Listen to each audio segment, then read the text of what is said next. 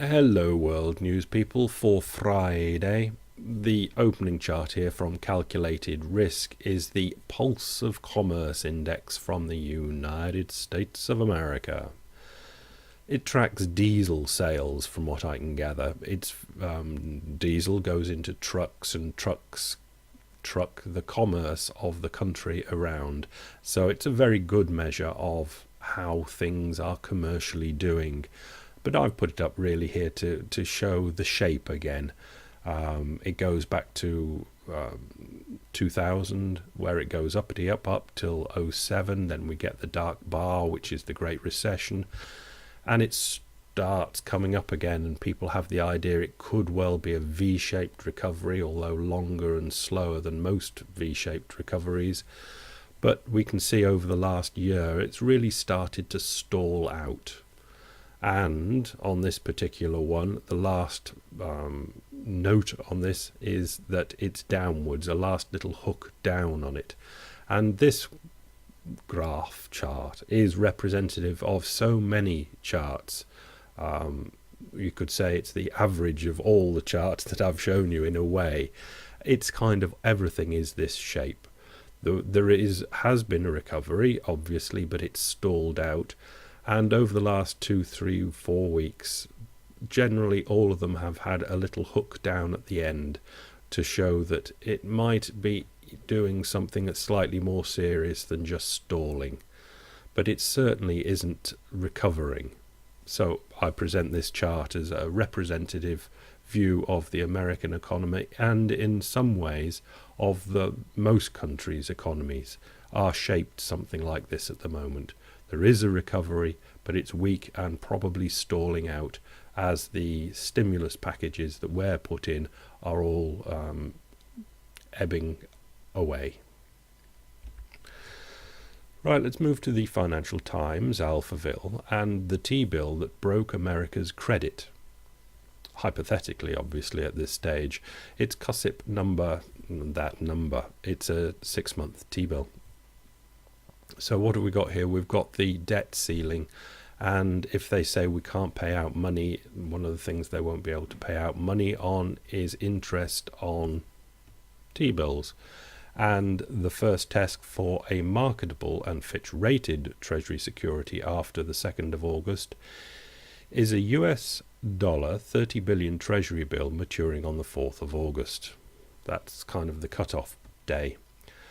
In the event that this Treasury bill is not repaid in full on that date, Fitch would mark the default by downgrading the specific issue rating to B+ from AAA, and that's the highest rating for a security that is in default. That would be just that particular T-bill.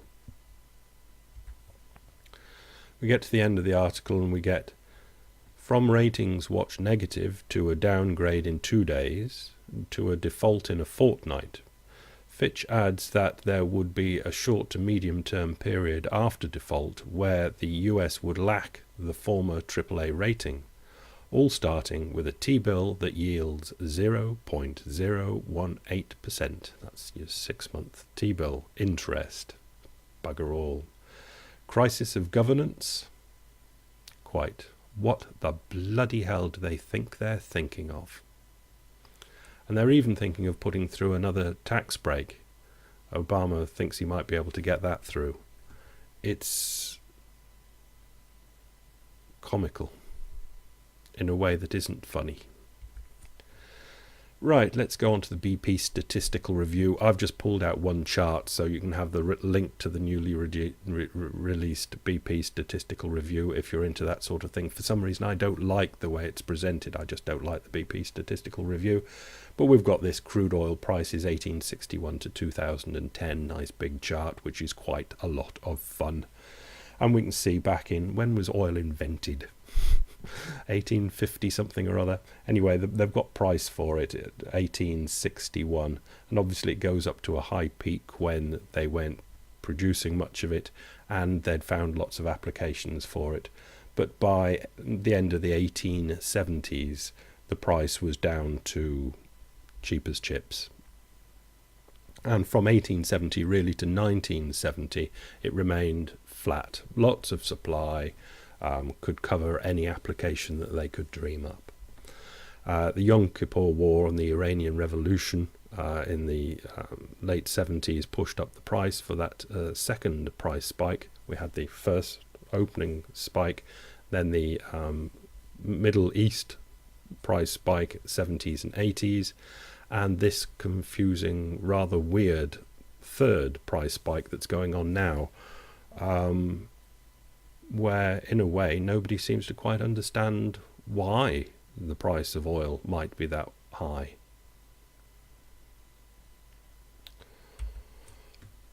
Number 4, Ekaterini. We're over in Greece. Next aid payment, not a done deal. Yes, this is the horrible, boring euro fiasco that's going on. The Troika says the fifth payment to Greece may have to wait. The European Union, European Central Bank and International Monetary Fund's mission to Greece said in a report on Wednesday that the next disbursement of Greek aid could not take place until it corrected the underfinancing in its adjustment programme. They've had a report, they've done their tests, their exams, and failed. The long-awaited report by the so-called Troika said Greece risked missing its deficit targets without further consolidation measures, and that its recession appeared to be longer and deeper than initially expected. Well, there's a shock. The financing strategy needs to be revised. Given the remoteness of Greece's returning to funding markets in 2012, very, very remote, the adjustment programme is now underfinanced, it said. The next disbursement cannot take place before this underfinancing is resolved. The fifth bailout payment was due to be made in June. What we have here is, I think, the IMF have rules, and they are not allowed to give money out unless there are certain conditions that have been met. And one of them is that they must know where the money is going to come from to pay them back in a year ahead of their lending program. And this says, I'm sorry, we don't know where the money is going to come from. So the IMF technically have to withdraw their part of the next tranche to Greece. But what the EU people are saying, the Euro people are saying, well, yeah, but don't worry, we'll go and get some more money and we will finance them. So if you know that we're financing them, that means that you can pay as well. And that will be fine, but this report, the Troika report, did not go down very well in the German parliament last night. As you can imagine, when they're being asked for more money, etc., etc. Or in the Dutch parliament, or any parliament that has to actually stump up the money. And there's talk now of even saying, well, if we're going to put up more money, we want solid collateral for that money. But you can imagine how this is meant to be the Eurozone. It's the Euro, it's a club.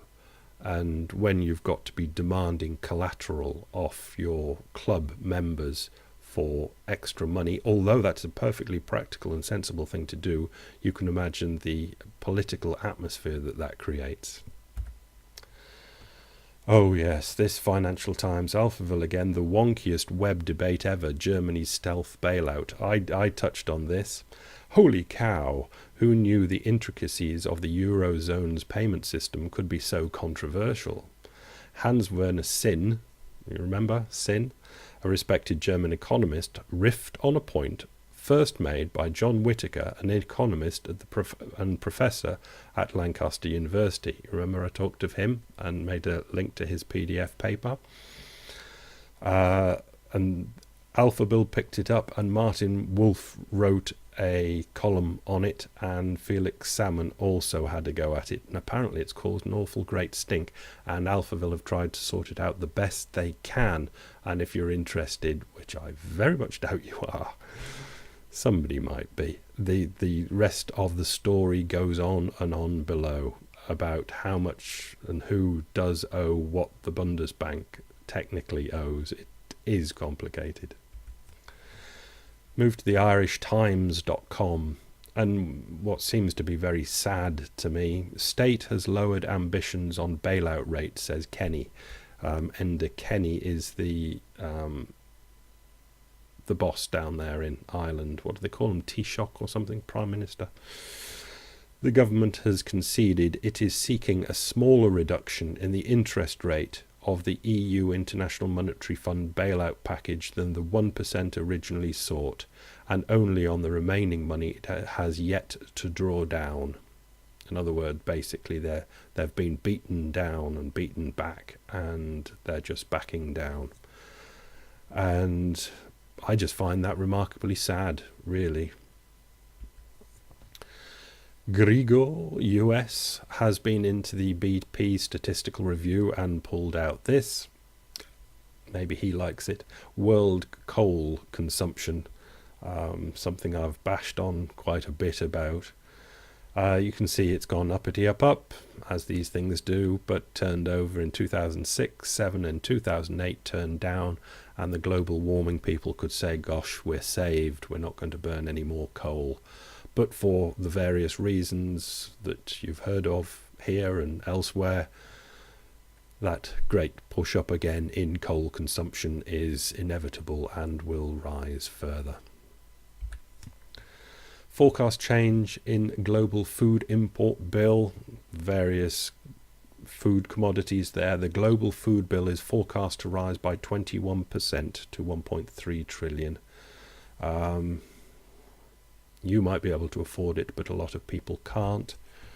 The ups and downs of global food prices we finish with, and we can see a similar shape again, going uppity up to 2008, drop down in the recession, and these are food prices, and they've pushed on and on. There's no levelling off and struggling there. Food prices push on and up.